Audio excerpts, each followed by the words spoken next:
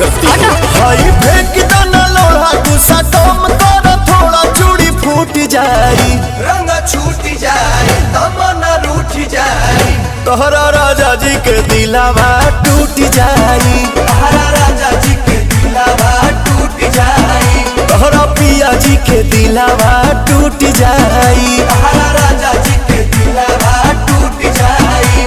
हमारा कबो नहीं कबो नहीं कबो नहीं।